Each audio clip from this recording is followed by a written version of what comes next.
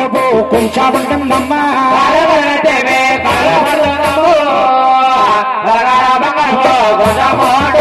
గోవిందరాజు స్వామి అంటేనండి అందు సాపిడ మనిషి మొక్కలు దిగి కాళ్ళు కాడ ఆదిలక్ష్మి భూలక్ష్మి తల్లి బాలపడుతూ ఉంటారు. వారి తిరుపతిలో తాయారమ్మ కామక్కమ్మంటారు. జగదేక వీరుడు గోవిందరాజుకి తలకాడ బంగారపు అడుగుతున్నారండి. చూడండమ్మా గోవిందరాజుకి టిక్కలు లేవా లేవా బంగారపు కొంచెం పడుకోవడం ఏమిటండి గురువు గారు అడుగుతున్నారండి. వెంకటేశ్వర స్వామికి పూర్వం వచ్చేటం కదా ఇప్పుడు 200 నోట్లు 500 నోట్లు కాదమ్మా చిల్లి డబ్బులు రాగి డబ్బులు రూపాయలు టేబుళ్ళు అర్ధనాలు వచ్చేవట. దిగువా ద్రౌపది గోవిందరాజు స్వామికి అప్ప చెప్పేవారు. గోవిందరాజు చెల్లెలతో ఏట్ల కాట్లకి వించేసి బంగారపు కొంచెముతో కొలిసి కొలిసి కొలిసి కొలిసి అలసిపోయి ముచ్చూరు చెమట్ల పట్టేసి ఏడుకొండల వాడికి వచ్చే ఒక ఆదాయం కొలవలేకండి బంగారపు కొంచెం పెట్టుకుని వరకు పోయాడు. గోవిందరాజు సమగుల్లో ఉన్నాడా వస్తున్నాడా అన్నట్టుగా ఉంటాడు గోవిందరాజు. సూర్య గర్భాన నాయన రెండొక్క గర్భాన ఎవరు జనమాలో మా పెన్నాడ రంగయ్య స్వామి జనమాలో ఎవరు జనమాలో పెన్నాడ రంగయ్య స్వామి జనమాలో పెన్నాడ రంగయ్య స్వామి జనమాలమ్మ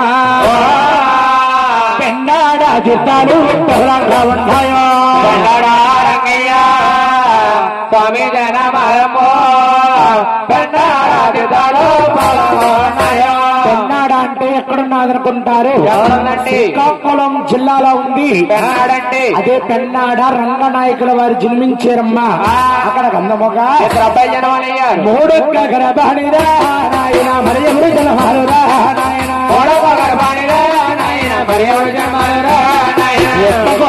స్వామి జనమాలు తిట్టాలు బౌలంగా ఉన్నాయో ఒప్పగోలేకన్నారా నాయన స్వామి జనమాలురా నాయన. ఉప్మాగలంటే ఎక్కడున్నదనుకుంటారు? విశాఖ జిల్లా నక్కపల్లి తాలూకా కొమరపల్లి పక్కన ఉన్నది ఉప్మాగలనే గ్రామం అమ్మ. ఉప్మాగల వెంకట్రమణ వారు జన్మించారు. అక్కడ గంధముగా జిల్లేడే బాల్యమోహక 4 గర్భాన ఎవరు జనమాలమ్మ జిల్లేడే బాల్యమోహక బెండాపూడి కింద స్వామి జనమాలో జిల్లేడే బాల్యమోహక బెండాపూడి తీర్థాలు బెవలంగా ఉన్నాయో బెండపూడి అంటే ఎక్కడున్నదనుకుంటారమ్మా? అన్నవరం వీర వెంకట సత్యనారాయణ స్వామి దర్శనానికి వెళ్తుంటే వస్తుంటే వెళ్తుంటే ఎడవ చేతి భాగంగా వస్తుంటే ఎత్తైన కొండ పని నిలిచి పుట్టాడు సాధువు గారికి 80 భార్యాలమ్మా. నానకలేదండి గుడి. నేను ఒక భార్యని పెంచలేక పొద్దున్నే ఉల్లిపాయలు అమ్ముకున్నాను. సాయంత్రం మీద సంబరాలకు వస్తున్నాను.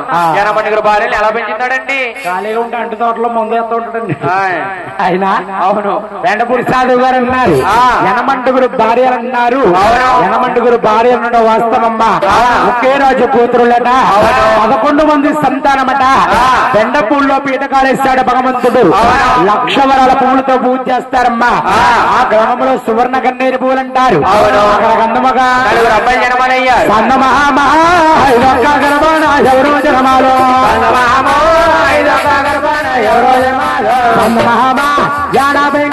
స్వామి జనమాల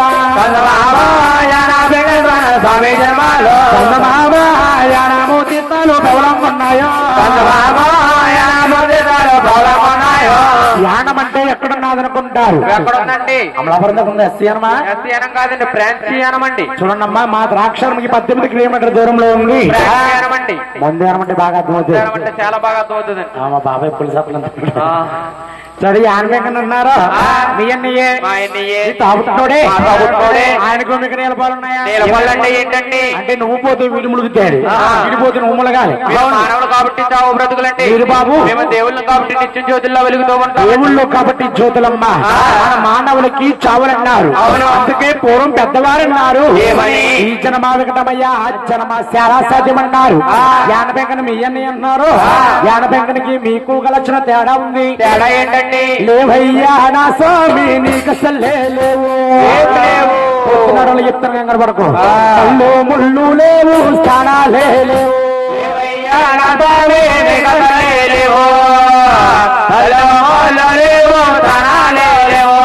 పట్టబగాడలేరు మధ్యాహ్నమరా కొడుకు నిండా దీని దండాలెడదారు.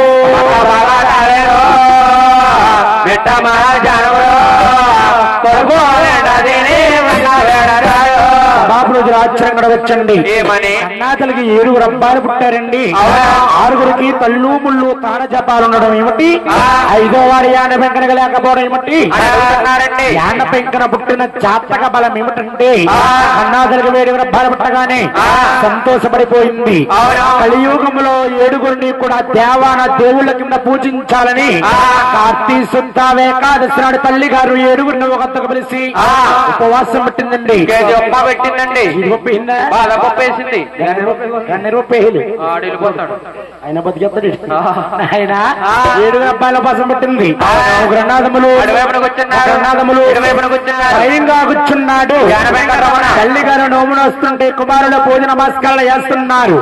అన్నా తల్లి అబ్బాయిలకు 4 ప్రసాదం పెట్టేది. ఆ రోజున నోమును వస్తుందేమో 1 గంట దాటి 2 అయిపోయింది టైము. యానబెంకన కాగలేసేస్తుంది.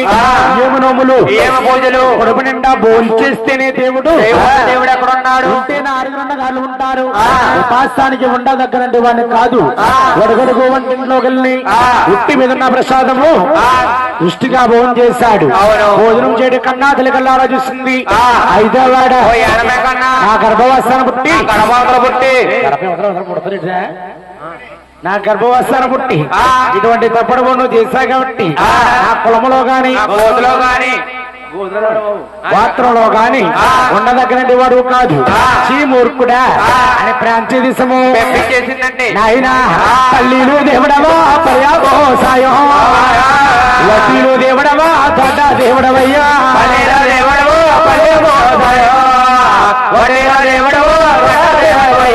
ఆటాడుకున్న వారు 4 భాషలుగా పిలుస్తారమ్మా. పల్లీలంటారు, వడ్డీలంటారు, మరకళ్ళంటారు. అక్కడే కూడా క్షేత్రియులని 4 జాతులుగా పిలుస్తారండి. అంటే వారి నీటిమే రాజులు, ఇది కోట్లో రాజులండి. పల్లీలందరూ కూడా 4-5 ఉత్సవంలో యాత్రకి వెళ్తా ఉంటారు. ఒక వల భుజాన్ని వేసుకుని వంటి చేదన్నము పెడతారు. ఆనాడు కన్నాదిని పెట్టిందండి శ్రాపణము. 5వ వాడ నీకు 2 చేతులు జోడించి దండం పెట్టిన వరకు మోక్షము లేదు. మాస ముఖంతో అయినా సరే సృష్టిగా భోంచేసి ఒంటి చేదనం పెట్టాలి. అందుకే కుమారా సకము నోము అత్త పూజ అత్తగారికి మంగడి అందుకేనండి నాయన. ఏ కన్నాదల్లి కూడా చూడండి కన్నా కుమారుడికి కానీ కూతురికి కానీ శ్రాపణం పెట్టకూడదమ్మా. గడప దాటకుండా తగులుతుంది. అక్కడ కన్నమ్మగా 5 అబ్బాయి జన్మలు అయ్యారు. ఆయన ఎవరు జనమలమ్మ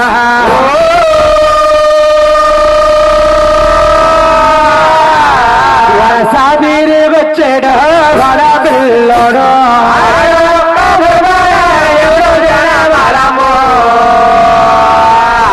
వాడ పిల్లి కన్నా స్వామి జనమలమ్మ.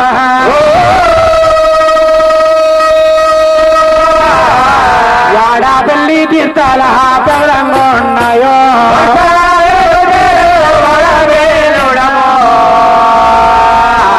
వాడపల్లి తీర్థాలు వాడపిల్లంటే ఎక్కడున్నదనుకుంటారు? రావులపాలెం రాలి ఓపలంక సేరుపులో ఉంది. ఆత్రేయపురం మండలం లొల్లవాడపిల్లంటారమ్మా. ఆ భగవంతుడు ఉండే ఒక స్థానం అండి. సీతారాముల గడ్డ నీది దహనమయ్యా, ఇసుకాదిండులోన కొలువు తీరేవా.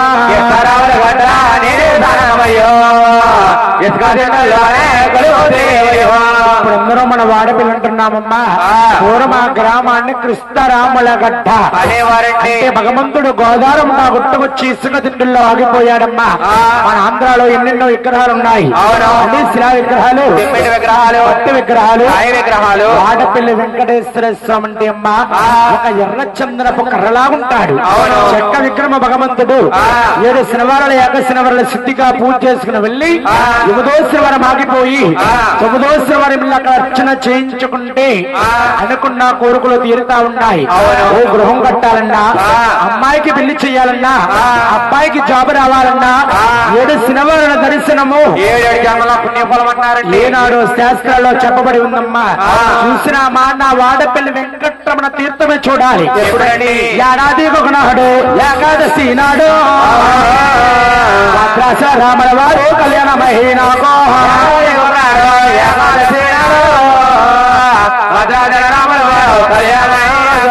ఏడాది ఒక్కనాడు ఏకాదశి నాడంటేనమ్మా భద్రాచలము సీతారాముల వారి కళ్యాణం అవ్వక 3వ రోజు వస్తుంది.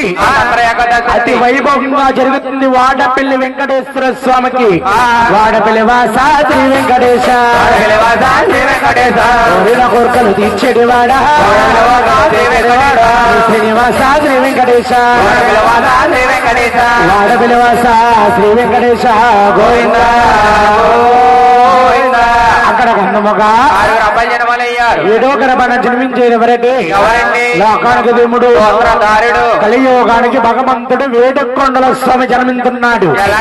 శ్రీనివాస కళ్యాణంలో ఆకాశానికి మయంగా అయిందన్నాను. ఏంటండి అవును అడుగు బాగా చెప్తుంది. ఏమాగిందాక ఆకాశమయంగానే చూడమ్మా శ్రీనివాస కళ్యాణంలో ఆకాశానికి మయంగా జ్యోతి అయిందన్నాడు. జ్యోతల శ్రీనివాసుడు చూస్తా ఉన్నాడు. కన్నాకలి పేరమదేవి నిద్రపోతా ఉందట. జ్యోతిరూపంగా ఉన్న శ్రీనివాసుడు పేరమదేవి గర్భంలో పండుకున్నాడు. గోవిందా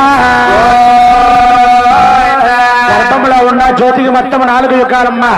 ముందుగా జరిగేది కృత్తాయుగము, విష్ణుమూర్తి పరిపాలించేవాడు. రెండోది క్రాతాయుగము, సీతారాముల వారి పరిపాలించేవాడు. మూడోది శ్వేతాయుగము, శ్రీకృష్ణ పరమాత్ముడు పరిపాలించేవాడు. చివరిగా జరిగేది 4వది కలియుగమమ్మా. కలియుగమంతుడికి భూమండలం తీర్చుకుని పేరమదేవి గర్భవాసాన వేడుకొండల స్వామి జన్మిస్తున్నాడు. జ్యోతి ఎలా పెరుగుతుందయ్యా? అది 1 2 రమా 2వ సవలహనమా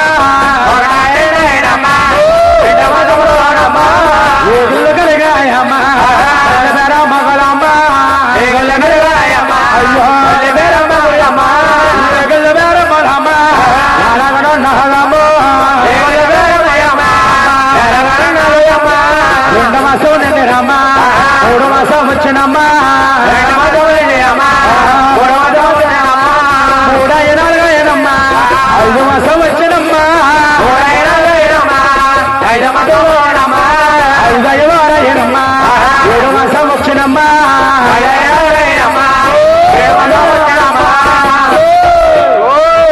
పానమాసేదన కోటి పిల్లలు పంటలో ఉంది. పోతుంది ఈ మహాతలి ఎలాగుందయ్యా? ఆవిడకి మా ఆవిడ పొల్లు వేదమ్మా